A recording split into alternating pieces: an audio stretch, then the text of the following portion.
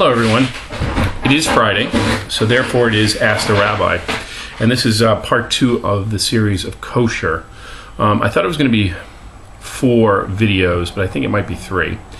The third one, and I want to point this out before we begin, 2 things actually. The third one will cover marital relations, sexual intercourse, and menses.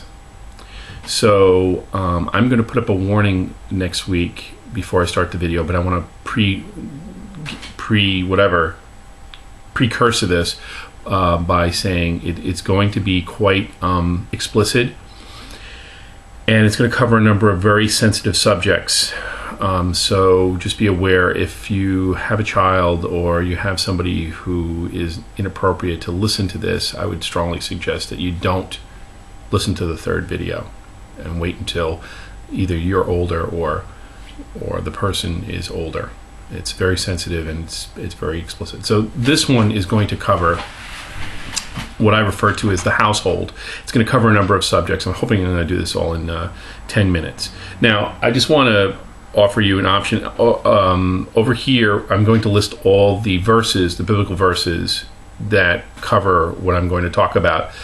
A lot of the information that I search for in commentary comes from a book called the Shulchan Aruch. It is the condensed version of the Talmud. It's pretty much straight cut to the bottom, cover all these questions. It comes in 2 volumes. I will put a hyperlink here if anybody wants to see what the sages say about these verses in the Bible as a commentary. I would strongly suggest you pick it up. I think the volume is a 2-volume set. It cost me like $20. It's very reasonably priced. You can get it probably on Amazon, or you can go to a Jewish bookstore. But primarily because the people who I'm speaking to are either evangelicals or people who have never dealt with Judaism before. People get very, very sensitive about when you start saying Talmud or Talmudic writers or sages, and I agree to this level that as a rabbi, I look at the source of the Torah first, the Bible first, and the commentary second. If I think that it's inconsistent or outside the realm of what I think is consistent with what the Torah writes, I judge it to be not appropriate and unkosher, not appropriate, and I assess my own knowledge. And I encourage you that you do this as well. Don't take what I'm saying for granted. Do your own research. And like I said, when you have 3 rabbis in a room, you have 9 opinions. All right. So here we go. We're going to cover a few items. I'm going to start with clothing. The 1, 2, 3, 4. Actually 5 topics that we're going to talk about today are clothing, laws of modesty, honoring thy mother and father, and cruelty to animals. This all involves in the home. The first is going to be clothing. 2 of the major ones that really cover clothing is the weaving of linen and wool. In Deuteronomy 22 verse 11, it just says, thou shalt not weave linen and wool together, and doesn't go into much explanation. Most of the sages speak of it as a both physical thing, because sometimes when you weave linen and wool, and you'll notice this in some of the other verses that I'm going to leave you over here, that it causes mildew and any kind of natural contamination, whether it's mold or mildew or what have you, is considered unkosher. You can't clean it, and actually many rabbinical sages believe that it causes leprosy, or at least some type of rash that spreads. So that's another reason. The other reason, the spiritual reason, is that you don't want to link together a non-believer to a believer, for lack of a better term. I don't like to use the term Jew and non-Jew, because at that time, during the writings of the Torah, it was the people of Israel. That was all the tribes of Israel, not just Judah. So a Hebrew to a non-Hebrew, or a monotheist to a non-monotheist, is the spiritual practice of it. But the more practical one, if you read on in the Torah, it talks about how in the weave and warp, which is the weaving of the wool, if you weave wool and leather, or wool and linen together, it somehow gathers up bacteria and creates mold and mildew, and that is not kosher to wear, and it is normally burned away from the burned outside the camp. So that's pretty much what that comes to. Now we go to laws of modesty. I may do a second video on this, but I'm going to give you the brief. A great judge of the Supreme Court said once in talking about pornography, the teacher says, how do you know what's pornography and what's not? And he says, when I see it, I know it. Modesty is like that. Many Orthodox Jews require their men and women to wear certain clothing that is considered modest. There is a law in the Torah that says that men should not wear women's clothing and women should not wear men's clothing. I agree. But modesty is modesty. If you wear a woman's pantsuit, it's a woman's pantsuit. And it's usually very modest.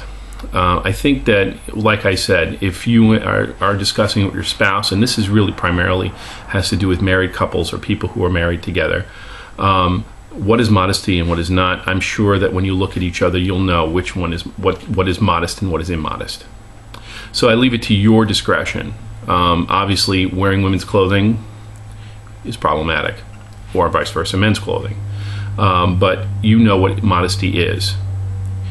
If you're wearing something that exposes a part of your body or a clothing that you can see through, is considered immodest, because you're showing parts of your body that you should only show to your spouse.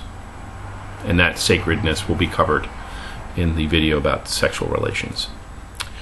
All right, honoring thy mother and father. Why does that come under a house? Well, because in Judaism, you leave your mother's and father's home and cleave to your wife, but that does not take away from the responsibility of honoring thy mother and father. There are many requirements for a man, primarily because he's the head of the household, to care for not only his own biological parents, but also for the parents of the spouse. And that is through financial support, physical support, also caring for them relatively under their own roof. Now, you don't have to, and I'm going to be very, very, very frank, you don't have to love your parents or your in-laws to honor them. You must respect them and honor them. And that involves support, kindness, and respect. And whether you like somebody or not, or care for their personality or not, that responsibility of God is to teach you both patience and respect. So to love thy mother and father is not just, hey, I love these guys, I send them a Christmas card or a birthday card or a Hanukkah card or a Purim card. It's supporting them, making sure that they're safe and protected, and make sure that all their needs are taken, and that you don't take advantage of them if they have any money or any other kind of stuff, and that you protect them to the fullest extent that you would protect yourself. Which just brings us to cruelty of the animals. There are two major rulings amongst Judaism. One is found in Exodus chapter 11, verse 7, in regard to animals, particularly dogs. It is not illegal, or it's not against the rules for a Jew to have a dog. It is against the rules to have a cruel dog or a vicious dog. An animal that attacks is not a kosher animal. Now, of course, we go through other stuff about cruelty of animals. You cannot castrate any animals. This could be problematic if you have a cat, particularly a male cat. This rabbi says if you have a cat and it smells up your house, I think castration is okay. But primarily, the reason why you can't castrate most of your animals or fix your animals is because you are denying God's natural right of reproduction, which is a blessing to all creatures on the earth, the perpetuation of life. That's pretty much covers it. This is the boring one, but I had to go through it because it's important. So if you have any other questions, you guys have been responding to me via email and your comments, and I really appreciate it. Like I said, we will go on to the more exciting one, which is probably going to be broken into part 1A and part 2B, or part 1 of 3A and B probably, because it's going to cover a lot of issues. All right, folks, until next time, Shabbat Shalom. Peace.